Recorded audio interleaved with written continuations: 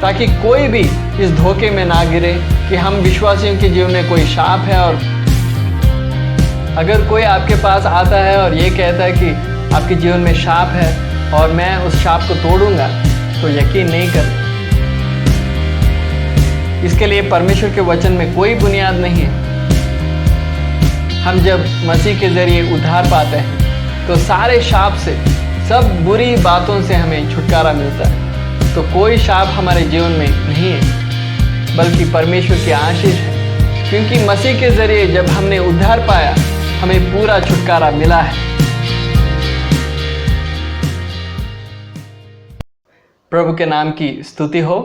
भाइयों और बहनों, आप सबको और एक बार प्रभु के नाम में मेरा अभिनंदन। आज बहुत लोग ऐसे दावा करते हैं कि हमारे जीवन में जो भी दुख मुसीबत है, दुख तकलीफ़ है, इनके पीछे का कारण हमारे जीवन में शाप है करके। और वो ऐसे भी दावा करते हैं कि ऐसे शापों को हम तोड़ सकते हैं, उसके लिए हमें अधिकार है करके वो दावा करते हैं। वो प्रार्थना के ज़रिए हो सकता है, नबूवत या भविष्यवाणी के ज़रिए हो सकता है। हम प्रभु यीशु मसीह के नाम में इन शापों को हम तोड़ रहे हैं, ऐसे उच्चारण करते हुए ऐसे शापों को तोड़ सकते हैं, ऐसे वो दावा करते हैं। और ऐसी सेवा को इंग्लिश में कर्स ब्रेकिंग मिनिस्ट्री करके कहा जाता है, यानी शाप को तोड़ने वाली एक सेवा। लेकिन ये बात बिल्कुल परमेश्वर के वचन के अनुसार नहीं है, बिल्कुल परमेश्वर के वचन के विरुद्ध है। तो ये एक दुरुपदेश है, ये एक झूठ है, ये सच नहीं है। तो इस विषय में हम बहुत चौकस रहना चाहिए, हम इस धोखे में नहीं पड़ना चाहिए।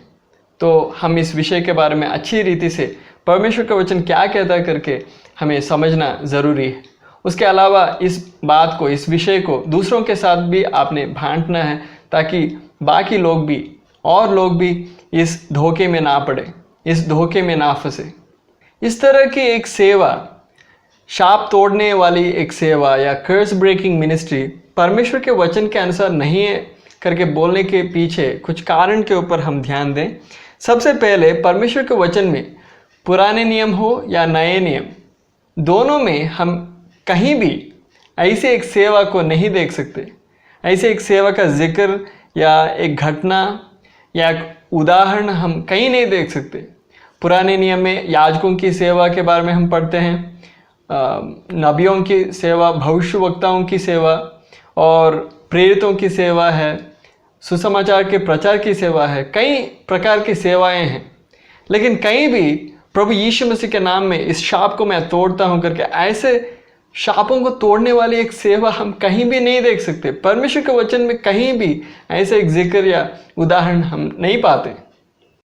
और जो लोग ऐसे दावा करते हैं कि वो शाप तोड़ने के लिए अधिकार रखते हैं, वो हमारे जीवन में की दुख तकलीफ को देखकर इनके पीछे का जड़, इनके पीछे का कारण आपके जीवन में शाप है करके दावा करते हैं।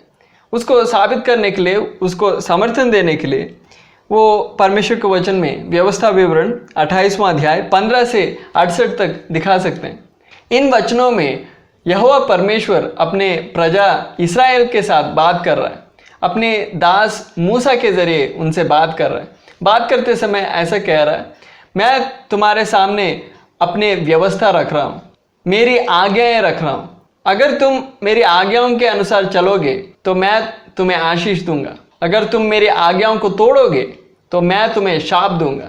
जब मैं तुम्हें शाप दूंगा तो तुम लोग एक देश के तौर पर शारीरिक रीति से रोग और बीमारी और दुख तकलीफ, महामारी और शारीरिक रूप से आप क्लेश भोगोगे। तो इसके विषय में इन वचनों में से एक वचन हम पढ़ें, व्यवस्था विवरण 28 का 21 हम पढ़ें। और यहोवा ऐसा करेगा कि मरी तुझ में फैलकर उस समय तक लगी रहेगी जब तक जिस भूमि के अधिकारी होने के लिए तू जा रहा है उस पर से तेरा अंत ना हो जाए। तो इन वचनों में हम ये साफ देख सकते हैं कि जब इस्राएली एक देश के तौर पर शारीरिक रूप से महामारी का सामना कर रहे हैं, दुख तकलीफ सह रहे हैं, शारीरिक रूप से दुख मुसीबत का सामना कर रहे हैं, तो इसका मतलब यह है कि परमेश्वर की ओर से उनको शाप मिल रहा है, उनके ऊपर शाप आ रहा है। लेकिन यहाँ कहीं भी इस शाप को तोड़ने के बारे में जिक्र नहीं है।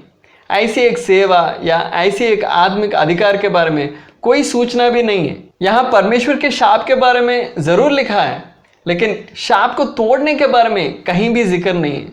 और तीसरी बात यह है कि जब इस्राएल देश के ऊपर परमेश्वर का शाप आया, जब उन्होंने परमेश्वर की आज्ञाओं को तोड़ा था और व्यवस्था के अनुसार नहीं चला था, तो इस वजह से उनके ऊपर जब परमेश्वर का शाप आया, उसके लिए छुटकारे की रास्ता क्या था, उसके लिए हल क्या था, शाप से वो कैसे छुड़ाए जा सकते थे।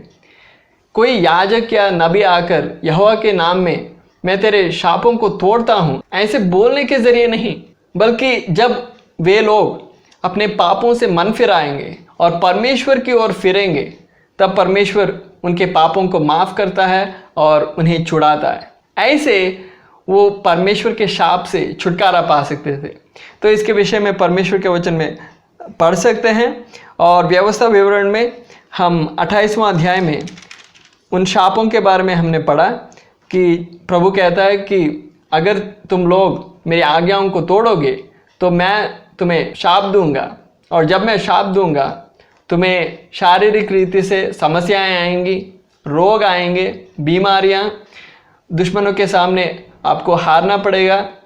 और उसके अलावा जिस देश को मैं तुम्हें देने जा रहा हूँ, जिस देश के विषय में तेरे पुरखों के साथ अब्राहम, इसहाक और याकूब के साथ वाचा बांधकर वायदा देकर ये दिया था, ये देश से मैं तुम्हें तितर बितर करूँगा, तुम्हारे चारों ओर के देशों में तुझे तितर बितर कर दूंगा। लेकिन जब तुम तितर बितर हो चुके, वहां तुम अपने पापों से मन फिराकर मेरी ओर मुड़ोगे तो मैं तुम्हें वहां से फिर इस वायदे किए हुए देश में लाऊंगा। तो मन फिराव था मार्ग, शाप से छुटकारा मन फिराव था, परमेश्वर की ओर फिरना, पापों से फिरना। तो जब परमेश्वर के लोग जो पापों से मन फिरा रहे, बाकी देवी देवताओं को छोड़कर यहोवा परमेश्वर की ओर फिर रहे हैं, अपने पापों को इकरार कर रहे हैं, प्रभु हमने पाप किया, हमें क्षमा कर, जब ऐसे मन फिराएंगे तो प्रभु उन्हें छुड़ाता है। तो ये था रास्ता, शापों को तोड़ने के जरिए नहीं, कोई याजक या नबी आकर मैं तेरे शापों को तोड़ता हूँ ऐसे बोलने के जरिए नहीं। ऐसे कोई उदाहरण परमेश्वर के वचन में कहीं नहीं है, पुराने नियम हो या नए नियम। तो इसके विषय में हम व्यवस्था विवरण में 30वां अध्याय में हम पढ़ सकते हैं। 28वां अध्याय में हमने शाप के बारे में पढ़ा, लेकिन 30वां अध्याय में 1 से लेकर 10 तक हम पढ़ेंगे तो उधर प्रभु कहता है जब तुम मन फिराओगे तो मैं तुम्हें क्षमा करके दोबारा इस देश में, कनान देश में दोबारा लाऊंगा। उसके अलावा जब सुलेमान राजा मंदिर बना रहा था यरूशलेम में, उधर उसकी प्रतिष्ठा में प्रार्थना कर रहा है। प्रार्थना करते समय ये कह रहा है, प्रभु जब तेरे लोग इस्राएली पाप करें और तेरी व्यवस्था को तोड़े और तुम उन्हें शाप देकर, उन्हें सजा देकर इस देश से तितर बितर कर दोगे, बाकी देशों में तितर बितर कर दोगे, जब उधर तेरे लोग तेरी ओर फिरेंगे, अपने पापों से मन फिराएंगे, जब इस मंदिर की ओर प्रार्थना करेंगे, तब स्वर्ग से उनकी प्रार्थना सुनकर दोबारा इस देश में उन्हें वापस लाना।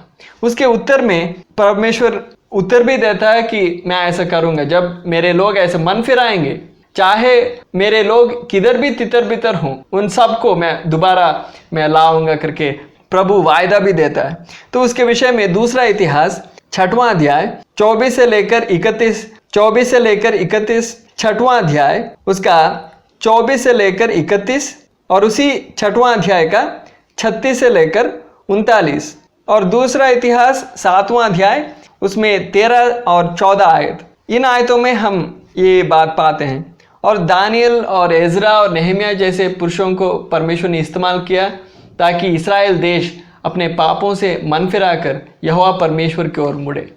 तो दानियल की प्रार्थना को हम देख सकते हैं, आंसू बहाकर वो प्रार्थना करता था कि प्रभु हम अपने पापों को इकरार कर रहे हैं, प्रभु हमारे पापों को क्षमा कर, अपनी नाम के निमित्त हम आपके नाम से जाने जाते हैं, आपके नाम के निमित्त हमें क्षमा करके दोबारा हमारे देश को वापस ले जा।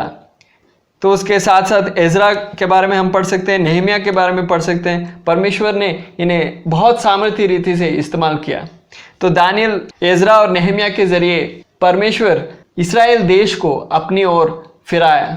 एजरा और नेहमिया के नेतृत्व में इस्राएल देश यहोवा परमेश्वर की ओर फिरते हुए हम देख सकते हैं। तो दानियल का पुस्तक 9वां अध्याय उसका 3 से लेकर 19, एजरा का पुस्तक 9वां अध्याय और नेहमिया का पुस्तक उसका पहला अध्याय उसका 4 से लेकर 11 और उसी नेहमिया का पुस्तक में 9वां अध्याय भी। तो इन वचनों में से कुछ वचन मैं पढ़ना चाहूँगा। नेहमिया का पुस्तक पहला अध्याय उसमें 8 और 9, उस वचन की सुधि ले जो तूने अपने दास मूसा से कहा था, यदि तुम लोग विश्वासघात करो तो मैं तुमको देश देश के लोगों में तितर बितर करूँगा, परंतु यदि तुम मेरी ओर फिरो और मेरी आज्ञाएं मानो और उन पर चलो, तो चाहे तुम में से निकाले हुए लोग आकाश की छोर में भी हों, तो भी मैं उनको वहाँ से इकट्ठा करके उस स्थान में पहुँचाऊँगा जिसे मैंने अपने नाम के निवास के लिए चुन लिया है। तो हम देख सकते हैं कि जब प्रभु शाप देता है तो उससे छुटकारा शाप तोड़ने के ज़रिए नहीं, कोई ऐसे शाप को तोड़ नहीं सकता, ऐसे कोई जिक्र परमेश्वर के वचन में नहीं। बल्कि जब इस्राएली लोग मन फिराया, परमेश्वर की ओर मुड़ा, पापों को इकरार करते हुए परमेश्वर की ओर मुड़ा, तो उन्होंने छुटकारा पाया। उस शाप से छुटकारा पाकर दोबारा उस वायदे किए हुए देश में आते हुए हम देख सकते हैं। अगली बात जो हमें ध्यान देना चाहिए वो ये है कि हमारे जीवन में जो कुछ कष्ट है, जो कुछ दुख मुसीबत है, वो सब शाप नहीं है। परमेश्वर की ओर से शाप है करके हम बोल नहीं सकते। परमेश्वर के वचन में पुराने नियम में और नए नियम में दोनों में हम ये देखते हैं कि बहुत संत लोग, नबी लोग, प्रेरित लोग, सेवक लोग, परमेश्वर ने जिन्हें बहुत अद्भुत रीति से इस्तेमाल किया, उनके जीवन में कष्ट आया था, मुसीबत आया था। तो इसका मतलब ये नहीं उनके जीवन में परमेश्वर का शाप था। तो पुराने नियम में नबी लोगों ने कष्ट उठाया। हाँ, ये सच है, व्यवस्था विवरण में लिखा है कि एक देश के तौर पर इस्राएल के ऊपर जब कष्ट आता है वो परमेश्वर की ओर से शाप है। जब इस्राएली यहोवा परमेश्वर की आज्ञाओं को तोड़ते हुए, व्यवस्था को ना मानते हुए अन्य देवी देवताओं के पीछे जाते हैं, तो परमेश्वर की ओर से उनके ऊपर शाप पड़ता है, तो उनके ऊपर दुख मुसीबत आता है, तो ज़रूर वो शाप है। लेकिन उसी समय पुराने नियम में नबी यानी भविष्यद्वक्ता जैसे यिर्मयाह, यशाया, होशे, ये सब भविष्यद्वक्ता बहुत दुख झेला है, बहुत सतावट या उपद्रव झेला है। तो उसका कारण ये नहीं था कि उनके ऊपर शाप था या वो परमेश्वर की आज्ञाओं को नहीं मानते थे।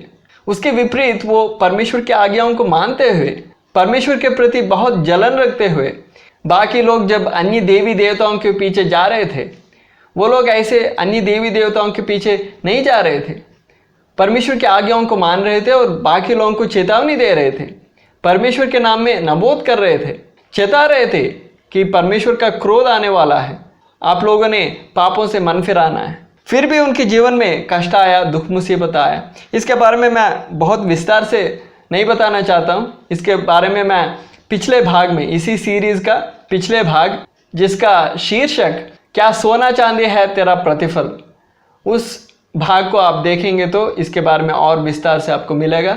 तो अगर आप इसके बारे में और जानना चाहते हैं तो उस भाग को आप देख सकते हैं। उस भाग का एक लिंक मैं इसी वीडियो का डिस्क्रिप्शन में डाल दूंगा, तो उसमें जाकर आप देख सकते हैं। तो यहाँ हम ध्यान देते हैं कि हमारे जीवन में जो कुछ कष्ट है, जो कुछ संकट है, वो सब परमेश्वर की ओर से शाप नहीं है। परमेश्वर के भक्त लोगों के जीवन में पुराने नियम में और नए नियम में दोनों में हम देख सकते हैं कि परमेश्वर के भक्त लोगों के जीवन में कष्ट आया था। तो पुराने नियम की नबियों के बारे में हम पढ़ते हैं। मत्ती रचित सुसमाचार 5 का 12, उसके साथ साथ इब्रानियों की पत्री 11 का 35 से लेकर 38 और नए नियम की कलीसिया, प्रेरित लोग और पहली शताब्दी की कलीसिया कैसे इस दुनिया में दुख को झेला और संकट का सामना किया और सतावट का सामना किया, उसके बारे में प्रेरितों के काम 8वां अध्याय 1 से लेकर 3 तक और पहला कुरिन्थियों 4 का 11 से लेकर 13 तक। इन वचनों में हम साफ देख सकते हैं कि परमेश्वर के लोगों के जीवन में जब भी कष्ट आता है, इसका मतलब ये नहीं कि उनके जीवन में शाप है। तो हमारे जीवन में जब कष्ट आता है वो सब परमेश्वर की ओर से शाप का निशानी है करके हम नहीं समझना। परमेश्वर का वचन ऐसा हमें नहीं सिखाता। और अगली बात यह है कि परमेश्वर का वचन ज़रूर शाप के बारे में बात करता है। हम शाप के बारे में कई जगहों में हम पढ़ सकते हैं, लेकिन कहीं भी शाप तोड़ने की सेवा या शाप तोड़ने के लिए आत्मिक अधिकार के बारे में जिक्र नहीं है, बल्कि ऐसे शापों से एक छुटकारे की तरफ परमेश्वर का वचन मार्ग दिखाता है। हम एक शाप से कैसे छुटकारा पा सकते हैं। परमेश्वर ने हमारे ऊपर शाप डाला है, लेकिन उस शाप से हम छुटकारा कैसे पा सकते हैं, उस दिशा की तरफ, उस मार्ग की तरफ हमें अगुवाई करता है। परमेश्वर का वचन ऐसे छुटकारे के लिए मार्ग दिखाता है। उदाहरण के लिए गलातियों की पत्री 3:13 में हम व्यवस्था के संबंध में जो शाप है, व्यवस्था के शाप से मसीह ने हमें छुड़ाया है करके हम पढ़ सकते हैं। तो सुसमाचार के ज़रिए जब हम मसीह के ज़रिए उद्धार पाते हैं, सुसमाचार सुनकर मसीह के ऊपर विश्वास करके उद्धार पाने के ज़रिए हम व्यवस्था के संबंध में जो शाप था हमारे ऊपर, पाप के निमित्त हमारे ऊपर जो शाप था, उससे हमें छुटकारा मिला। इसके बारे में हम आगे देखने जा रहे हैं, लेकिन इस संदर्भ में मैं इतना बताना चाहता हूँ कि परमेश्वर का वचन शाप के बारे में बात करता है और शाप से छुटकारा कैसे पा सकते हैं, उसके लिए मार्ग और रास्ता हमें बताता है। लेकिन वो शाप तोड़ने की सेवा के ज़रिए नहीं, कोई ऐसा आकर मैं तेरा शाप तोड़ता हूँ करके बोलने के ज़रिए नहीं, बल्कि सुसमाचार के ज़रिए जब हम उद्धार पाते हैं, मसीह के ज़रिए जब हम उद्धार पाते हैं, छुड़ाए जाते हैं, परमेश्वर के पुत्र प्रभु यीशु मसीह के लहू से हम खरीदे जाते हैं, तो उस समय हम छुटकारा पाते हैं। सब शापों से हम छुटकारा पाते हैं, हम आशीष से भरते हैं।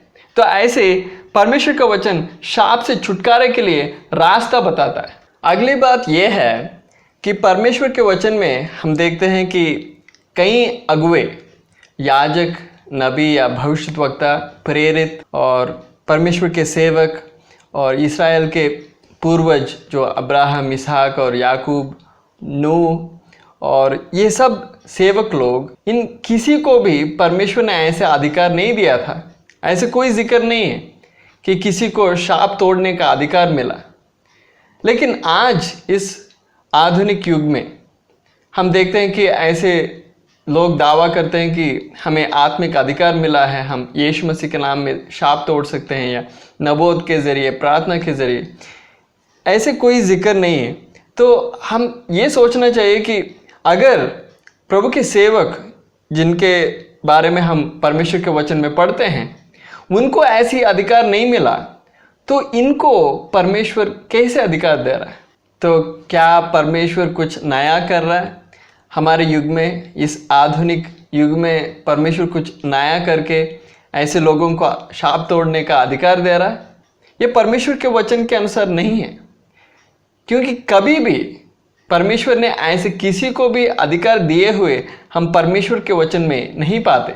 और आखिरी बात यह है कि जब हम दुनिया की तरफ देखते हैं, दुनिया के लोग जो उद्धार नहीं पाए हैं परमेश्वर के साथ, जिनके पास संबंध नहीं है मसीह के द्वारा, जिनके पास परमेश्वर के साथ संबंध नहीं है, उनके जीवन में भी सुख सुविधाएं हैं, कईयों के जीवन में ऐश और आराम है, धन दौलत है, लेकिन उनके जीवन में कोई भी आकर ऐसे उनके शाप को तोड़ना नहीं पड़ा। ऐसी एक ज़रूरत उनको नहीं थी, फिर भी उनके जीवन में आज सुख आराम है। अगर हम ये कहें कि हमारे जीवन में जो भी दुख तकलीफ़ है ये सब परमेश्वर की ओर से हमारे ऊपर शाप है, तो ऐसे शापों से वो विमुक्त है। उनके जीवन में ऐसे शापों से विमुक्ति मिलने के लिए, छुटकारा मिलने के लिए कोई शाप तोड़ने वाला सेवक की ज़रूरत नहीं पड़ा, फिर भी उनके जीवन में सुख सुविधाएं हैं। तो ऐसे शापों को तोड़ने के लिए प्रभु के वचन में कोई समर्थन नहीं है, कोई ऐसा जिक्र नहीं है, ऐसा एक सेवा के बारे में, ऐसी एक अधिकार के बारे में। और दुनिया के लोग भी ऐश और आराम में है, धन दौलत उनके पास है, तो शाप तोड़ने की ज़रूरत उनको नहीं पड़ा। तो ये शिक्षा, ये उपदेश बिल्कुल गलत है, परमेश्वर के वचन के विपरीत है। हम इसके विषय में चौकस रहना चाहिए, दूसरों को भी इसके विषय में बताना चाहिए ताकि कोई भी इस धोखे में ना फंसे। परमेश्वर के वचन की सच्चाई, परमेश्वर के वचन की रोशनी में हम चले, कोई भी दाएं बाएं ना मुड़े, इंसानों की बातों पर ना आ जाए। परमेश्वर के वचन क्या कहता है शाप के बारे में, शाप तोड़ने के बारे में, शापों से छुटकारे के बारे में परमेश्वर का वचन क्या कहता है करके हमने ध्यान देना, ना कि लोग क्या कहते हैं। ज़्यादा से ज़्यादा लोग, ज़्यादा से ज़्यादा मशहूर सेवक लोग या प्रचारक क्या कहते हैं, ये नहीं, परमेश्वर का वचन क्या कहता है। तो परमेश्वर के वचन में हमने देखा कि पुराने नियम हो या नए नियम, कहीं भी ऐसे शापों को तोड़ने के बारे में कोई जिक्र नहीं, ऐसी एक अधिकार के बारे में कोई उल्लेख नहीं है, कोई जिक्र नहीं है। तो इसीलिए परमेश्वर का वचन बिल्कुल इसका समर्थन नहीं करता बल्कि विरोध करता है। तो इसके विषय में हम चौकस रहें, दूसरों को भी इसके बारे में बताएं। तो आगे हम परमेश्वर के वचन में शाप के बारे में क्या लिखा है, परमेश्वर का वचन शाप के बारे में क्या कहता है करके ज़रा हम ध्यान दें। सबसे पहले एक शाप क्या होता है। एक व्यक्ति को जब हम आशीष देते हैं, हम ये चाहते हैं कि उनके जीवन में भला हो, परमेश्वर उनके जीवन में भला करे, उनकी सहायता करे, सही रास्ते में चलाए, दुर्घटनाओं से बचाए। तो हम उनके बारे में भलाई चाहते हैं और परमेश्वर उनके जीवन में भलाई करें करके इच्छा रखते हुए हम अपने शब्दों से जाहिर करते हैं। तो शाप उसका बिल्कुल उल्टा है। एक व्यक्ति के जीवन में बुराई हो, उनके जीवन में समस्याएं आए, उनके जीवन में दुख मुसीबत आए करके इच्छा रखते हुए उसको जब हम मुंह से जाहिर करते हैं, वो एक शाप होता है। उनके जीवन में दर्द दे, उनके जीवन में दुख मुसीबत दे करके जब हम इच्छा रखते हुए हम मुंह से प्रकट करते हैं, वो एक शाप होता है। ऐसे एक संदर्भ में एक को हम शाप दे रहे हैं। जब हम परमेश्वर का वचन शाप के बारे में क्या कहता है करके ध्यान देते हैं, हम ये देख सकते हैं कि शाप 3 प्रकार के होते हैं। तो सबसे पहले जब एक व्यक्ति शाप दे रहा है, वो अपने आप सिर्फ नहीं दे रहा है बल्कि परमेश्वर को भी उसमें शामिल कर रहा है। वो सिर्फ ये नहीं कह रहा कि एक के जीवन में दुख मुसीबत आए, दुख तकलीफ आए, बल्कि ये कह रहा है कि परमेश्वर उसके जीवन में दुख तकलीफ लाए या दुख मुसीबत लाए। तो परमेश्वर भी उसमें शामिल है।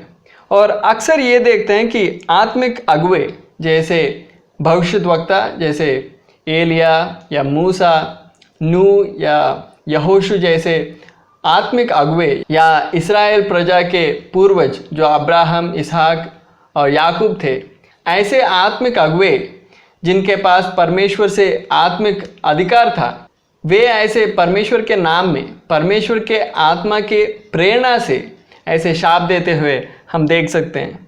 तो उदाहरण के लिए उत्पत्ति का पुस्तक 9वां अध्याय 25वां आयत, यहाँ हम नू अपने पोता कनान के ऊपर शाप देते हुए हम पाते हैं और वो शाप पूरा हुआ करके हम इतिहास में देख सकते हैं। तो ये परमेश्वर के आत्मा के अधिकार के साथ और परमेश्वर के आत्मा के प्रेरणा के साथ ये शाप दिया गया था। और याकूब को अपने पहलौटा रूबेन के ऊपर शाप देते हुए हम उत्पत्ति का पुस्तक 49वां अध्याय उसका 7वां आयत में हम देख सकते हैं। और यहोशू का पुस्तक 6वां अध्याय उसका 26 में हम यहोशू को यरीहो नगर को पुनर्निर्माण करने वाले के ऊपर शाप देते हुए हम पाते हैं। तो परमेश्वर के जन जिनके पास परमेश्वर से अधिकार था और परमेश्वर के आत्मा के चलाए हुए वो ऐसे शाप देते हुए हम पाते हैं। और कुछ संदर्भों में हम ये भी देख सकते हैं कि कुछ लोग जब शाप देते थे, वो ऐसे नहीं चाहते थे कि एक के जीवन में दुख मुसीबत आए, बल्कि वो सिर्फ कहते थे कि ऐसा होने वाला है। तो उनके अंदर कोई ऐसी बुरी ख्वाहिश नहीं थी, बल्कि सिर्फ वो बता रहे थे, चिता रहे थे कि ऐसी बातें होने वाली हैं। और हम वचन में दूसरे प्रकार के शाप के तौर पर हम ये देख सकते हैं कि जब एक व्यक्ति गाली देता है, बुरी बुरी शब्द कहकर गाली देता है, उसको भी शाप के तौर पर उल्लेख है। तो उसके लिए उदाहरण के तौर पर निर्गमन का पुस्तक 22वां अध्याय उसका 28वां आयत में प्रभु यहोवा जब इस्राएल प्रजा को व्यवस्था दे रहा है, उस व्यवस्था में ये आज्ञा दे रहा है कि तुम अपने अधिकारियों को गाली नहीं देना। ऐसे अधिकारियों को गाली देना भी शाप के तौर पर उल्लेख है। तो उसके अलावा मत्ती रचित सुसमाचार 26वां अध्याय उसका 74 में हम पतरस को गाली देते हुए हम देख सकते हैं। तो जब पतरस गाली देता है उसको भी शाप के तौर पर परमेश्वर के वचन में उल्लेख है। तो हम दूसरे प्रकार के शाप के तौर पर हम परमेश्वर के वचन में ये देखते हैं कि जब एक व्यक्ति बुरे शब्द कहता है, गाली देता है, उसको भी शाप के तौर पर परमेश्वर के वचन में जिक्र है।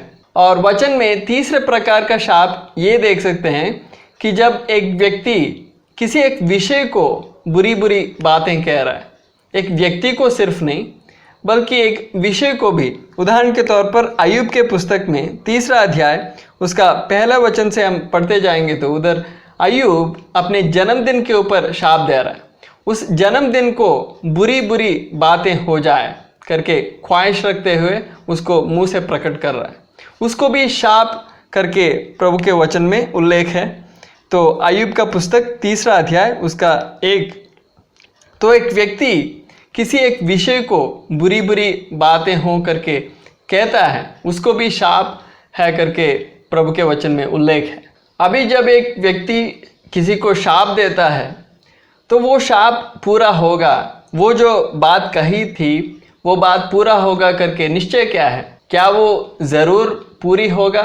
तो शाप के पीछे का ताकत क्या है? तो उसके बारे में ज़रा सा हम ध्यान दें। सबसे पहले हमने ये ध्यान देना है कि परमेश्वर के शब्द में ताकत है। हम परमेश्वर के वचन में ये पढ़ते हैं कि सारा आकाश और पृथ्वी परमेश्वर के शब्द के सामर्थ्य से सृजी गई।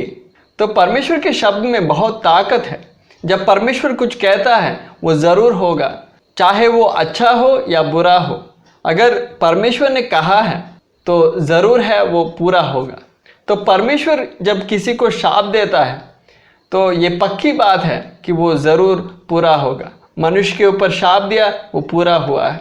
व्यवस्था में परमेश्वर ने कहा जब इस्राएल व्यवस्था को तोड़ेगा तो उसके ऊपर शाप आएगा। इतिहास गवाह है कि वो पूरा हुआ। तो जब परमेश्वर किसी को शाप देता है वो पूरा होता है। तो सबसे पहली बात यह है कि परमेश्वर के शब्द में सामर्थ है। तो परमेश्वर जब शाप देता है तो वो ज़रूर पूरा होगा। जब वो आशीष देता है वो पूरा होता है। ऐसे ही परमेश्वर जब शाप देता है तो वो ज़रूर पूरा होगा। और परमेश्वर के वचन में जिन आत्मिक अगुओं के बारे में हम पढ़ते हैं, नूह के बारे में, याकूब और यहोशू के बारे में, ये लोग जब शाप दिए तो वो सब बातें पूरी हुई करके हम इतिहास में साफ रीति से देख सकते हैं। क्योंकि वो अपने आप शाप नहीं दिए बल्कि जो आत्मिक अधिकार प्रभु ने उनको दिया था उस अधिकार के साथ परमेश्वर के आत्मा के प्रेरणा के साथ ऐसे वो शाप दिए।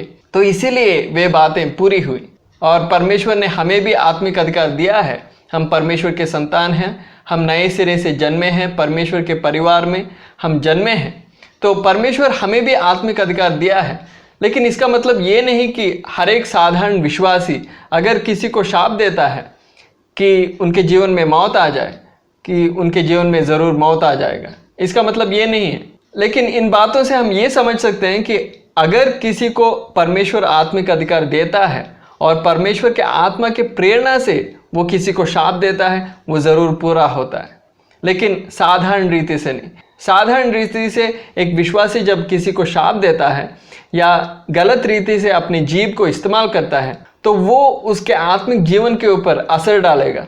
तो आइए हम उसके विषय में परमेश्वर के वचन में से एक वचन पढ़ें। नीति वचन 18 का 21। जीभ के वश में मृत्यु और जीवन दोनों होते हैं, और जो उसे काम में लाना जानता है वो उसका फल भोगेगा। तो परमेश्वर का वचन हमें ये बताता है कि हमारे जीभ के वश में मृत्यु भी है, जीवन भी है। तो जैसे हम अपने जीभ को इस्तेमाल करते हैं, अपने मुंह को इस्तेमाल करते हैं, हम लोगों के साथ जैसे हम बातचीत करते हैं, ये सब बातें हमारे आत्मिक जीवन के ऊपर ज़रूर असर डालेगा। परमेश्वर के साथ जो हमारा रिश्ता है उस रिश्ते के ऊपर ये बातें असर डालेगा। तो हमें बहुत ध्यान देना चाहिए कि हम अपने जीभ को कैसे इस्तेमाल करते हैं। और उसके अलावा आइए हम मत्ती रचित सुसमाचार 12वां अध्याय उसका 36 और 37 हम पढ़ें। और मैं तुमसे कहता हूँ कि जो जो निकम्मी बातें मनुष्य कहेंगे, न्याय के दिन वे हरेक उस बात का लेखा देंगे, क्योंकि तू अपनी बातों के कारण निर्दोष और अपनी बातों ही के कारण दोषी ठहराया जाएगा।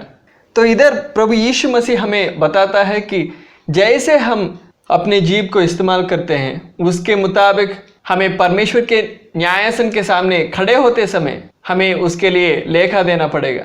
हम अपने बातों के कारण निर्दोष ठहराए जाएंगे, हम अपने बातों के कारण दोषी ठहराए जाएंगे। तो हम कैसे बात करते हैं, अपने जीव को कैसे इस्तेमाल करते हैं करके हम हर एक विश्वासी ने बहुत ध्यान देना ज़रूरी है, क्योंकि हमारे मुंह से निकले हुए हर एक बात के लिए हमें हिसाब देना पड़ेगा। तो उसके अलावा आए हम परमेश्वर के वचन में शाप के बारे में कुछ उदाहरण को हम देखें। सबसे पहले आदम और हवा को परमेश्वर शाप देते हुए हम उत्पत्ति में हम देख सकते हैं। उत्पत्ति 3 अध्याय उसका 14 से लेकर 19 तक हम पढ़ते समय यहोवा परमेश्वर आदम और हवा को शाप देते हुए हम देख सकते हैं। और परमेश्वर के वचन में शाप के बारे में ये पहला जिक्र है। और उसके बाद परमेश्वर काइन को शाप देते हुए हम देख सकते हैं उत्पत्ति 4 का 11 और 12। और उसके बाद नूह अपने पोते कनान को शाप देते हुए हम देख सकते हैं उत्पत्ति 9 का 25 से लेकर 27। उसके बाद हम व्यवस्था के संबंधित एक शाप के बारे में हम पढ़ सकते हैं। व्यवस्था विवरण 28 का 15 से लेकर 68 तक के वचनों के बारे में हम पहले भी देखा है। और उसके अलावा व्यवस्था विवरण 27 का 26 और यिर्मयाह भविष्यद्वक्ता का पुस्तक 11 का 3 और गलातियों की पत्री 3 का 10 में, इन सब वचनों में हम व्यवस्था के संबंधित एक शाप को देख सकते हैं। जब परमेश्वर ने इस्राएलियों को अपने दास मूसा के जरिए व्यवस्था दिया, तो उस व्यवस्था की आज्ञाओं में परमेश्वर ने ये साफ शामिल किया था कि अगर कोई इन आज्ञाओं को तोड़ेगा तो उसके ऊपर शाप आएगा। तो इस शाप के विषय में हम व्यवस्था विवरण में हम पढ़ सकते हैं और यिर्मयाह भविष्यद्वक्ता के किताब में भी हम पढ़ सकते हैं। और गलातियों की पत्री में उस शाप से हमें मसीह के जरिए छुटकारा मिला है करके हम परमेश्वर के वचन में देख सकते हैं। और उसके बाद यहोशू यरीहो नगर को दोबारा निर्माण करने वाले को शाप देते हुए हम यहोशू का पुस्तक 6 का 26 में हम पढ़ सकते हैं। और वो शाप कैसे पूरा हुआ करके भी हम राजाओं का पहला पुस्तक 16 का 34 में हम पढ़ सकते हैं। उसके बाद हम योताम जो गिदोन का पुत्र था, गिदोन का दूसरा नाम यरुब्बाल है, यरुब्बाल या गिदोन का जो पुत्र था योताम अबीमेलेक को शाप देते हुए हम न्यायों का पुस्तक 9 का 20 में हम पढ़ सकते हैं। वो शाप कैसे पूरा हुआ करके उसी अध्याय में, न्यायों 9वां अध्याय में उसका आखिरी आयत में हम देख सकते हैं, न्यायों 9 का 57।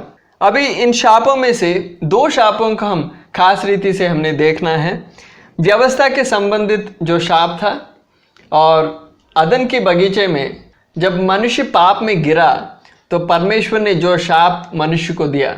जब अदन के बगीचे में आदम और हवा ने पाप किया और परमेश्वर की आज्ञा को तोड़ा, तो वो सिर्फ पाप में नहीं गिरे बल्कि सारी मनुष्य जाति पाप में गिरा, क्योंकि हम सब उनके संतान हैं।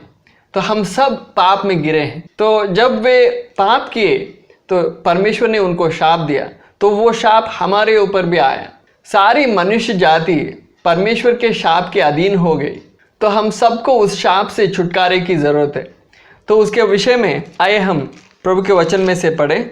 रोमियों की पत्री 6 का 23। क्योंकि पाप की मजदूरी तो मृत्यु है, परंतु परमेश्वर का वरदान हमारे प्रभु मसीह यीशु में अनंत जीवन है। तो परमेश्वर का वचन हमें साफ बताता है कि वो छुटकारा, उस शाप से छुटकारा हमें मसीह के ज़रिए मिलता है। जब हम प्रभु यीशु मसीह के ऊपर विश्वास करके उस विश्वास के ज़रिए परमेश्वर के अनुग्रह से हम उद्धार पाते हैं, तो हम उस शाप से छुटकारा भी पाते हैं। क्योंकि परमेश्वर ने जब मनुष्य को शाप दिया, मनुष्य के जीवन में मृत्यु आई। उस मृत्यु से हमें छुटकारा मिल रहा है, क्योंकि परमेश्वर का वचन कहता है कि पाप की मजदूरी मौत है, लेकिन उस मौत से छुटकारा, अनंत जीवन का दान हमें परमेश्वर का पुत्र प्रभु यीशु मसीह के ज़रिए प्राप्त होता है। लेकिन हम उद्धार पाने के बाद भी हमारे जीवन में उस शाप के विषय में देखें तो शारीरिक बातें अभी भी हमारे ऊपर प्रभाव डाल रहे हैं। क्योंकि जब परमेश्वर ने आदम और हवा को शाप दिया तो ये कहा कि तू मिट्टी से आया है, तू वापस मिट्टी को मिल जाएगा। तो हम भी जब मरते हैं और प्रभु में विश्राम करने के लिए जाते हैं तो हमारा शरीर मिट्टी में मिल जाता है। और परमेश्वर ने जब शाप दिया तो स्त्री को कहा था कि तुम बच्चों को बड़े दर्द के साथ जन्म दोगे। तो हम आज भी देखते हैं कि विश्वासी बहन लोग भी बहुत दर्द के साथ बच्चों को जन्म देते हैं। और परमेश्वर ने यह भी कहा था कि मनुष्य पसीने बहाकर मेहनत करते हुए अपना रोटी कमाना पड़ेगा। तो विश्वासी लोग भी मेहनत करते हैं, काम करते हैं और रोटी कमाते हैं। और जब खेती करते हैं, ऊंट कटारे और झाड़ियाँ उगते हैं, हम देख सकते हैं ये सब शाप का एक भाग था। तो हम जो मसीह के जरिए उद्धार पाए हैं, उस शाप से छुटकारा पाए हैं, हमारे ऊपर भी उस शाप का शारीरिक प्रभाव आज भी है। लेकिन वो शारीरिक प्रभाव अंत होने का समय प्रभु का आगमन है।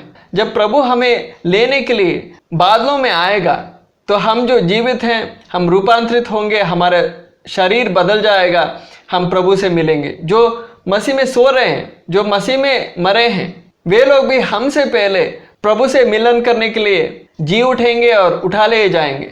उस समय हम दोनों में, जो मसीह में मरे हैं और हम जो मसीह में जीवित हैं, हम जब प्रभु से मिलन करेंगे हमारा शरीर बदल जाएगा। ये नाशमान शरीर, ये भूमि का शरीर बदल कर आत्मिक शरीर हमें मिलेगा, एक महिमा में शरीर हमें मिलेगा।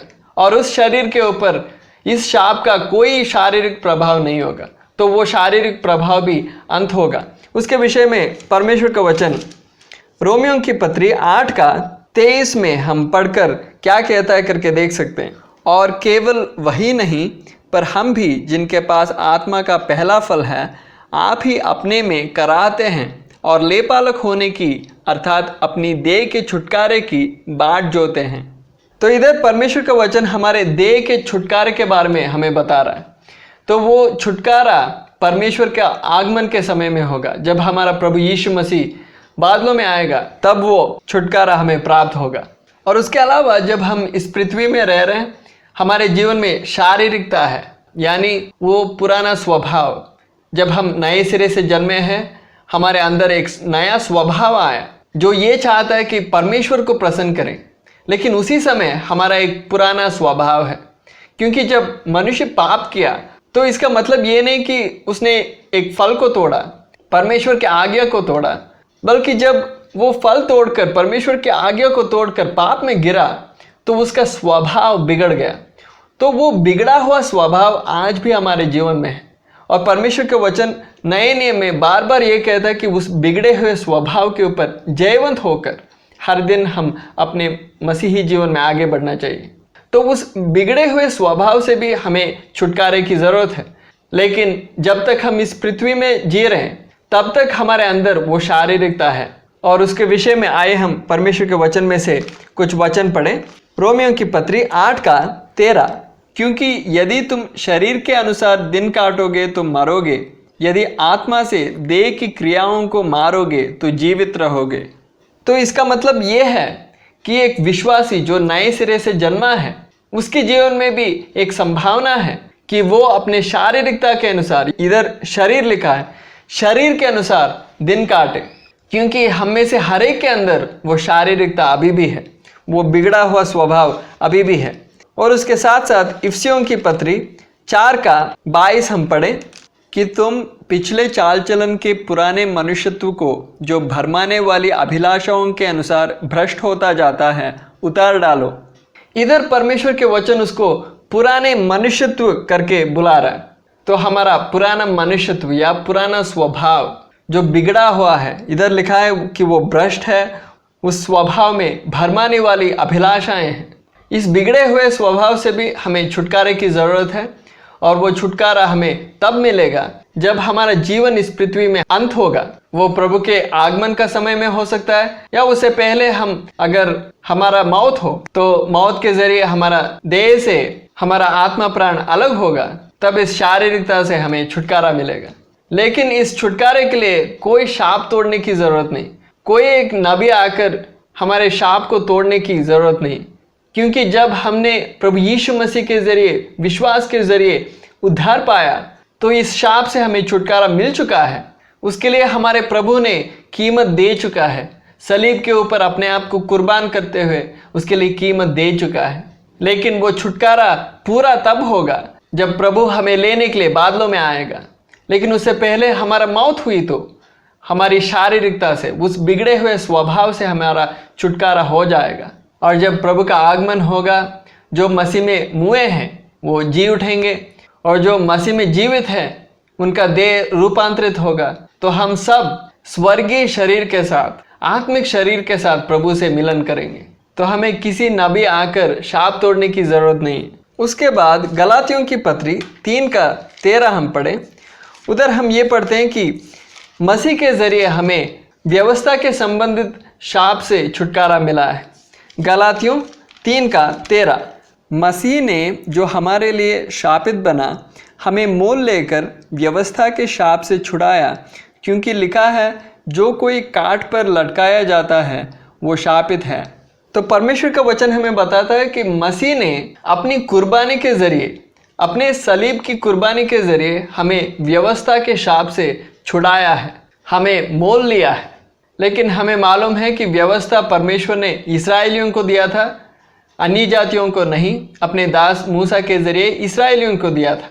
और जब व्यवस्था दिया तो ये कहा कि ये व्यवस्था की आज्ञाओं को जो भी तोड़ेगा उसके ऊपर परमेश्वर का शाप आएगा। तो ये प्रत्यक्ष रूप से सीधे तौर पर इस्राएलियों के ऊपर लागू है। लेकिन हम जो अन्य जाति है, हमारे ऊपर भी ये शाप इनडायरेक्टली, यानी परोक्ष रूप से, अप्रत्यक्ष रूप से लागू है। क्योंकि सारी मनुष्य जाति परमेश्वर के सामने पापी है। और व्यवस्था जब परमेश्वर ने दिया, उसके पीछे का एक उद्देश्य ये था कि मनुष्य ये समझने पाए कि उसका स्वभाव कितना बिगड़ा हुआ है, कितना पापमय है। तो परमेश्वर ने जब ये व्यवस्था दिया, ये आज्ञाएं दी, तो जब इस्राएली इन आज्ञाओं को मानने के लिए प्रयास करते हैं, तो बार बार वो ये पाते हैं कि उनके अंदर के अंदर उनका स्वभाव बिल्कुल परमेश्वर के इच्छा के विपरीत है। उनका स्वभाव बिल्कुल परमेश्वर के इच्छा का उलट है। जो भी परमेश्वर करने के लिए कहता है वो नहीं करते, जो भी परमेश्वर कहता है कि मत करो वो करते हैं। तो जैसे इस्राएलियों के अंदर वो बिगड़ा हुआ स्वभाव था, वो स्वभाव हर एक मनुष्य के अंदर है। और उसके साथ साथ व्यवस्था के शाप के बारे में जब हम देखते हैं, हम ये समझ सकते हैं कि जब हम परमेश्वर की आज्ञाओं को तोड़ते हैं, परमेश्वर का शाप हमारे ऊपर आता है। और हम जब परमेश्वर की आज्ञाओं को मानते हैं तो परमेश्वर की आशीष हमारे ऊपर आती है। लेकिन सारी मनुष्य जाति के अंदर परमेश्वर के आज्ञाओं को तोड़ने का स्वभाव है। तो इसका मतलब यह है कि परमेश्वर का शाप हमारे ऊपर है। परमेश्वर की प्रसन्नता नहीं, बल्कि परमेश्वर का क्रोध हमारे ऊपर है। तो ये बात व्यवस्था हमें प्रकट करता है। तो सीधे तौर पर नहीं, प्रत्यक्ष रूप से नहीं, बल्कि परोक्ष रूप से या अप्रत्यक्ष रूप से व्यवस्था का शाप हमारे ऊपर भी लागू है। तो उस शाप से मसीह के ज़रिए हमें छुटकारा मिला है।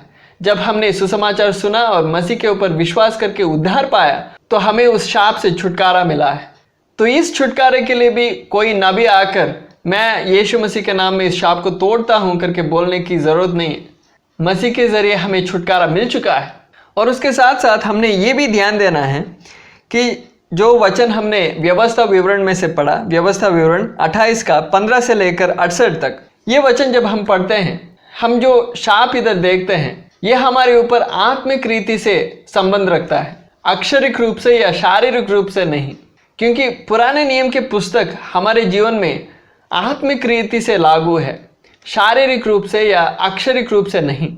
और ख़ास करके हमने ये ध्यान देना है कि पुराने नियम में इस्राएल देश नए नियम का कलीसिया के लिए एक छाया है। तो जो भी बातें पुराने नियम के युग में इस्राएल देश के ऊपर लागू था, शारीरिक रूप से लागू था, अक्षरिक रूप से लागू था, वे सब बातें हमारे लिए, हम जो नए नियम की कलीसिया है, इस नए नियम के युग में हमारे ऊपर आत्मिक रीति से लागू है। तो जो बातें इधर हम देखते हैं, शाप के बारे में पढ़ रहे हैं, शारीरिक रूप से इस्राएली लोग पीड़ा में होंगे, दुख मुसीबत का सामना करेंगे, वो हमारे लिए आत्मिक रूप से लागू है।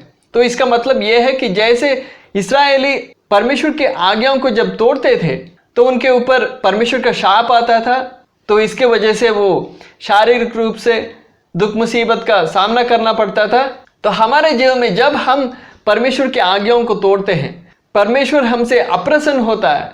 और जैसे वचन में हम पढ़ते हैं इफिसियों 1:3 में, परमेश्वर ने हमें सारी आत्मिक आशीषें, स्वर्ग में की सारी आत्मिक आशीषें मसीह में हमें दिया है। उन आत्मिक आशीषों को हम अनुभव नहीं कर पाएंगे, हम अपने आत्मिक जीवन में आगे नहीं बढ़ पाएंगे, तरक्की नहीं कर पाएंगे, हम आत्मिक रीति से कंगाल हो जाएंगे।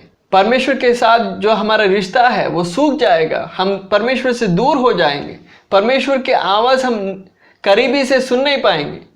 तो ये वचन व्यवस्था विवरण 28 का 15 से लेकर 68 ये हमारे ऊपर आत्मिक रीति से लागू है, शारीरिक रूप से नहीं।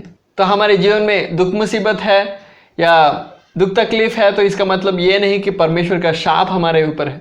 हमारा दुख तकलीफ परमेश्वर का ताड़ना हो सकता है, लेकिन हर एक समस्या, हर एक शारीरिक समस्या परमेश्वर का शाप है करके हम नहीं बोल सकते। हम जो परमेश्वर के संतान हैं, क्या मनुष्य का शाप हमारे ऊपर असर डाल सकता है? आइए हम परमेश्वर के वचन में से एक वचन पढ़ें। नीति वचन उसका 26 का 2। जैसे गौरैया घूमते घूमते और सूप बेनी उड़ते उड़ते नहीं बैठती, वैसे ही व्यर्थ शाप नहीं पड़ता। इधर परमेश्वर का वचन साफ बताता है कि व्यर्थ शाप हमारे जीवन में नहीं पड़ेगा। यानी कोई कारण के बिना अगर कोई हमें शाप देता है तो वो शाप हमारे ऊपर असर नहीं डालेगा। तो क्या इसका मतलब ये है कि अगर कोई कारण के साथ हमें शाप देता है तो वो हमारे जीवन के ऊपर असर डालेगा? आइए हम निर्गमन उसका 22 का 26 और 27 पढ़े। यदि तू कभी अपने भाई बंधु के वस्त्र को बंधक करके रख भी ले तो सूर्य के अस्त होने तक उसको लौटा देना, क्योंकि वो उसका एक ही ओढ़ना है, उसकी देह का वही अकेला वस्त्र होगा। फिर वो किसे ओढ़कर सोएगा? और जब वो मेरी दुहाई देगा तब मैं उसकी सुनूंगा, क्योंकि मैं करुणामय हूँ। इधर प्रत्यक्ष रूप से एक शाप के बारे में नहीं लिखा, लेकिन हम इन वचनों से ये समझ सकते हैं कि अगर किसी के जीवन में हमने गलत किया है, उनको दुख पहुंचाया है, उनके प्रति कोई अन्याय कर रहे हैं, तो अगर वो व्यक्ति परमेश्वर से प्रार्थना करेगा, हमारे विरुद्ध में प्रार्थना करेगा, तो परमेश्वर ज़रूर सुनेगा, क्योंकि परमेश्वर दयालु है और अनुग्रहकारी है और उस प्रार्थना को सुनकर हमें ताड़ना ज़रूर देगा। तो हमने ये ध्यान देना है कि किसी के जीवन में हमने अन्याय नहीं करना, किसी के जीवन में बुराई नहीं करना, क्योंकि परमेश्वर जब वो देखता है तो ज़रूर हमें ताड़ना देगा, लेकिन ये शाप नहीं है। और उसके साथ साथ कुछ लोग ये कहते हैं कि बाप दादों से कुछ शाप पीढ़ी पीढ़ी से चलते आ रहा है। तो परमेश्वर के वचन में भी पुराने नियम में खास करके बाप दादों से पीढ़ी पीढ़ी से आने वाले शाप के बारे में लिखा है। लेकिन हम जब मसीह के द्वारा उद्धार पाते हैं तो उन सब शापों से हमें छुटकारा मिलता है। मसीह के द्वारा उद्धार पाने के बाद एक व्यक्ति के जीवन में कोई शाप नहीं रह जाता, हर एक शाप से उसको पूरा छुटकारा मिलता है।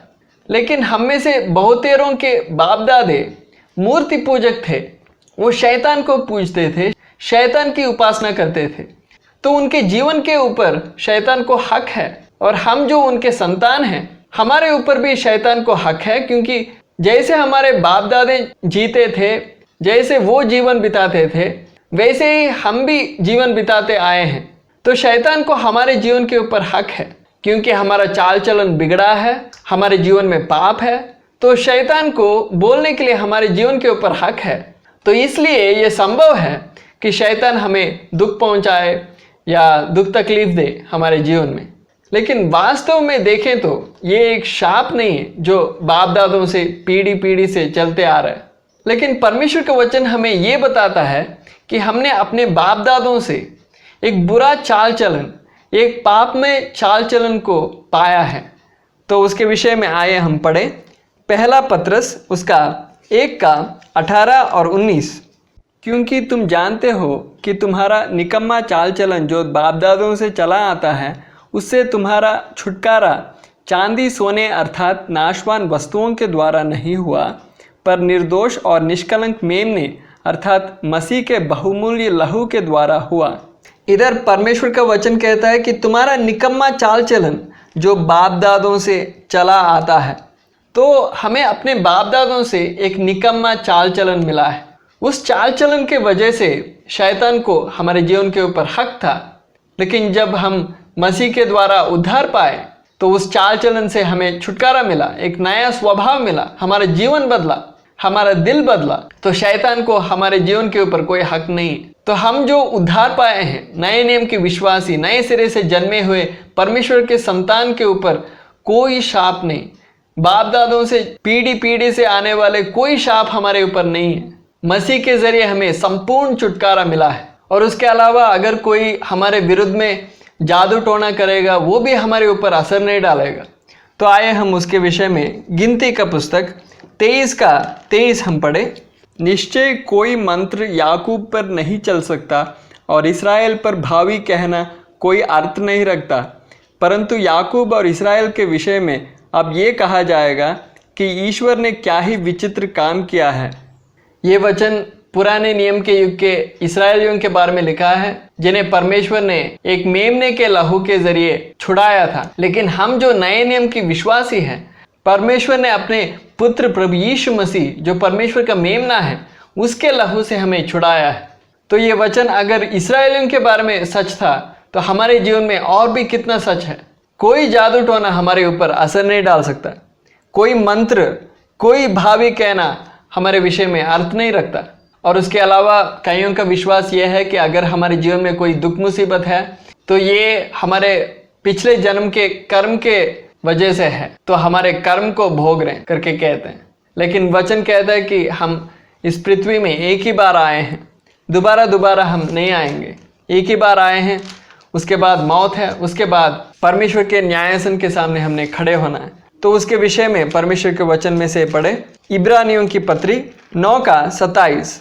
और जैसे मनुष्यों के लिए एक बार मरना और उसके बाद न्याय का होना नियुक्त है, तो परमेश्वर का वचन साफ कहता है कि मनुष्य के जीवन में एक बार मरना और उसके बाद न्याय होना नियुक्त है। तो आप इस पृथ्वी में एक ही बार आए हैं। आपके जीवन में जो भी दुख मुसीबत है, वो आपके पिछले जन्म के बुरे कर्म के लिए सज़ा नहीं है। आप इस पृथ्वी में एक ही बार आए हैं। इसके बाद जब आप मरते हैं और उसके बाद आपको परमेश्वर के अदालत के सामने खड़ा होना पड़ेगा, तो आपके जीवन में दुख तकलीफ आपके पिछले जन्म के कर्म के वजह से नहीं है। तो परमेश्वर का वचन हमें साफ बताता है कि हमें किसी शाप के बारे में फिक्र करने की ज़रूरत नहीं, डरने की ज़रूरत नहीं। अगर कोई जादू टोना करेगा, हमें शाप देगा, ऐसी कोई बुरी बातें हमारे ऊपर असर नहीं डाल सकते, क्योंकि मसीह के ज़रिए जब हमने उद्धार पाया, हमें पूरा छुटकारा मिला है और हम आशीष देने के लिए, आशीष पाने के लिए हम बुलाए गए हैं। तो हम किसी को शाप नहीं देना। अगर वो शाप देते हैं, हमने शाप नहीं देना, बल्कि उनको आशीष देना है, क्योंकि परमेश्वर की आज्ञा नए नियम में साफ ये है कि हमने हर एक को आशीष देना है, शाप नहीं। तो इसके विषय में हम परमेश्वर के वचन में रोमियों की पत्री 12 का 14 में हम पढ़ सकते हैं, मत्ती रचित सुसमाचार 5 का 44 में और पहला पत्रस 3 का 9 में परमेश्वर का वचन ये कहता है कि हम आशीष पाने के लिए बुलाए गए हैं।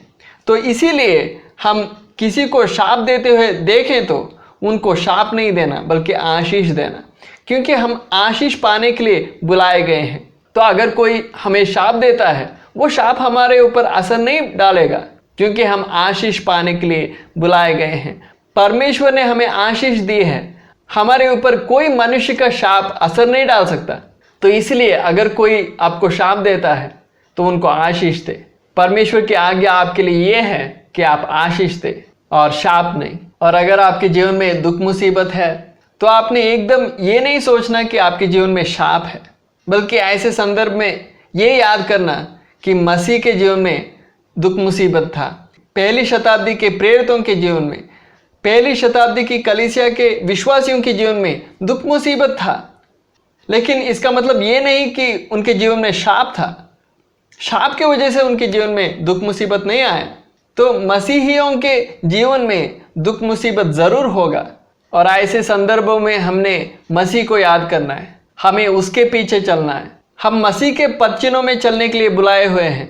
और उसके अलावा ऐसे संदर्भों में हमने ये ध्यान देना है कि हम परमेश्वर के अधीन हैं, परमेश्वर की इच्छा के अधीन हैं। प्रभु आपकी इच्छा जो भी मेरे जीवन में है वो पूरी हो, मेरी इच्छा नहीं, मेरी योजना नहीं, आपकी इच्छा मेरे जीवन में पूरी हो। और ये भी ध्यान दें कि आपके दिल में किसी के प्रति, परमेश्वर के प्रति या मनुष्य के प्रति कोई कड़वापन नहीं, कोई विद्रोह का मनोभावना नहीं। और परमेश्वर की आवाज़ सुनने के लिए आपने इच्छुक होना है। चाहे परमेश्वर किसी के जरिए भी बात करें, चाहे वो व्यक्ति जिसके जरिए परमेश्वर बात करने के लिए चुनता है वो व्यक्ति आपके जीवन में बहुत दर्द दिए हो, बहुत दुख तकलीफ दिए हो, आप उसको एक दुश्मन के तौर पर देखते हो, चाहे किसी के जरिए भी परमेश्वर बात करें, आप परमेश्वर की आवाज़ को सुनने के लिए और पहचानने के लिए, परमेश्वर की इच्छा को जानने के लिए और समझने के लिए आपने इच्छुक होना है। और अगर परमेश्वर आपके पापों को प्रकट करता है तो अपने पापों को मानने के लिए तैयार होना है। कोई सफाई पेश नहीं करना है, बल्कि अपने पापों को मानना है और हमेशा सीखने के लिए तैयार होना है, बदलने के लिए तैयार होना है। अगर प्रभु आपको बताता है कि ये बात में आपने बदलना है, आपने बदलने के लिए तैयार होना है। परमेश्वर के सामने आपने संपूर्ण रीति से समर्पित रहना है कि हे प्रभु, आप मेरे जीवन में काम करें, आपकी इच्छा मेरे जीवन में पूरी हो, आपकी योजना मेरे जीवन में पूरी हो। और परमेश्वर की उपस्थिति में ऐसे प्रार्थना में समय बिताएं। अपने आप को जांचें, क्या कोई ऐसे पाप है जो परमेश्वर और आपके बीच में है जिनके विषय में आपने अभी तक माफ़ी नहीं पाया, तो उन पापों से आपने मन फिराना है। परमेश्वर की ओर फिरकर, परमेश्वर से माफ़ी पाकर, परमेश्वर और आपके बीच में जो रिश्ता है वो सही करना है। और अगर कोई पाप आपको नहीं दिख रहा है तो परमेश्वर से आपने सच्चे मन से प्रार्थना करना है, हे प्रभु, मेरी गलतियों को मुझे दिखा, मेरे जीवन में जो भी पाप है जिनके विषय में मुझे अभी तक माफ़ी नहीं मिला, उन पापों को मुझे दिखा। मेरा दिल मुझे धोखा ना दे। मुझे तो लगता है मेरे जीवन में कोई पाप नहीं, लेकिन आपकी दृष्टि में मैं कैसा हूँ, मेरी गलतियों को देखने के लिए आप मेरी सहायता करें। ऐसे हम सच्चे मन के साथ हम प्रार्थना करेंगे तो ज़रूर प्रभु हमें हमारे जीवन में की गलतियों को दिखाएगा। अगर हमारे दुख तकलीफ के पीछे का वजह हमारे पाप है, लेकिन इसका मतलब ये नहीं कि हमारे जीवन में दुख तकलीफ है तो ज़रूर हमारे जीवन में पाप है। तो अगर कारण पाप नहीं है तो हमने दुख तकलीफ का सामना करने के लिए, उसको झेलने के लिए मसीह के ज़रिए, पवित्र आत्मा के बल के ज़रिए उसको पार करने के लिए मन बनाना है। और ये याद रखना कि परमेश्वर का मकसद, उसका मुख्य उद्देश्य हमारे जीवन में सुख और आराम देने का नहीं है, बल्कि इस पृथ्वी में हम रहते समय हमारा स्वभाव बदलने का है। हमारा स्वभाव हमारे प्रभु यीशु मसीह के सिद्ध स्वभाव के अनुरूप रूपांतरित करने का है। तो उसके लिए प्रभु हमारे जीवन में काम करेगा, एक कुम्हार के समान, एक लोहार के समान हमें रूपांतरित करेगा। उसके लिए दुख तकलीफ आने के लिए हमारे जीवन में अनुमति देगा। लेकिन ऐसे संदर्भों में, कई अवसरों पर हम ये बात नहीं समझ पाते, क्योंकि हम उस समय में परमेश्वर के साथ हमारा रिश्ता सही नहीं, हम परमेश्वर के साथ नज़दीक नहीं चल रहे। तो हमने हर दिन ये ध्यान देना है कि हम परमेश्वर के साथ नज़दीक चल रहे हैं कि नहीं। क्योंकि अगर हमारा रिश्ता परमेश्वर के साथ ऐसा नज़दीक ना हो तो जब हमारे जीवन में दुख मुसीबत आएंगे तो परमेश्वर के हाथ को नहीं पहचान पाएंगे, परमेश्वर की इच्छा को नहीं समझ पाएंगे। तो इसके कारण हम निराश होते हैं और हताश होते हैं, थक जाते हैं और बुड़बुड़ाने भी लगते हैं और गुस्सा करने लगते हैं। तो मेरे अजीज़ भाइयों और बहनों, अगर कोई आपके पास आता है और ये कहता है कि आपके जीवन में शाप है और मैं उस शाप को तोड़ूंगा, तो यकीन नहीं करना, क्योंकि ये एक गलत शिक्षा है, झूठी शिक्षा है। इसके लिए परमेश्वर के वचन में कोई बुनियाद नहीं है। हम जब मसीह के ज़रिए उद्धार पाते हैं तो सारे शाप से, सब बुरी बातों से हमें छुटकारा मिलता है। तो कोई शाप हमारे जीवन में नहीं है, बल्कि परमेश्वर की आशीष है। लेकिन हमारे जीवन में जब दुख मुसीबत आता है, वो हो सकता है कि परमेश्वर का ताड़ना हो। हमारे जीवन में कोई पाप है और हम उस पाप से मन फिरा नहीं रहे और परमेश्वर के सामने माफ़ी नहीं पाया है, तो परमेश्वर हमें ताड़ना दे रहा है। तो हमने मन फिराना है और परमेश्वर की ओर मुड़ना है। लेकिन अगर कारण पाप नहीं है तो हमने ये याद रखना है कि परमेश्वर हमें बना रहा है, हमें रूपांतरित कर रहा है, हमारा स्वभाव को मसीह के सिद्ध स्वभाव के अनुरूप रूपांतरित कर रहा है। वही परमेश्वर का मकसद है। हमारे जीवन में परमेश्वर का मुख्य उद्देश्य वो है। लेकिन इस गलत शिक्षा के बारे में चौकस रहें और दूसरों को भी इसके विषय में चौकस करें। इस संदेश को आप बांट सकते हैं, इस सच्चाई को आप दूसरों तक पहुंचा सकते हैं, बांट सकते हैं, ताकि कोई भी इस धोखे में ना गिरे कि हम विश्वासियों के जीवन में कोई शाप है और कोई नबी आकर उस शाप को तोड़ने की ज़रूरत है। और किसी वजह से अगर आप इस धोखे में हैं तो मैं उम्मीद करता हूँ, प्रार्थना करता हूँ कि इस धोखे से आप बाहर आए और ये संदेश उसके लिए काम में आए। और उसके साथ साथ मसीह के ज़रिए जो छुटकारा हमें मिला है, जो बहुमूल्य छुटकारा, जिसके ज़रिए हमें सारे शाप से हमें छुटकारा मिला, उसके लिए प्रभु को धन्यवाद दे। उसके लिए प्रभु के प्रति हमारे दिल में शुक्रगुजारी हो और हर दिन हम ये ध्यान दें कि परमेश्वर के साथ हम एक नज़दीकी संबंध रखते हुए आगे चल रहे हैं, ताकि हमारे जीवन में जब भी दुख मुसीबत आए हम प्रभु के हाथों को पहचान पाए, प्रभु की इच्छा को, प्रभु की योजना को समझ पाए और हमारे जीवन में जो भी बातें घट रही हों उन बातों को हम सही रीति से देखने पाएँ, सही रीति से हम समझने पाएँ।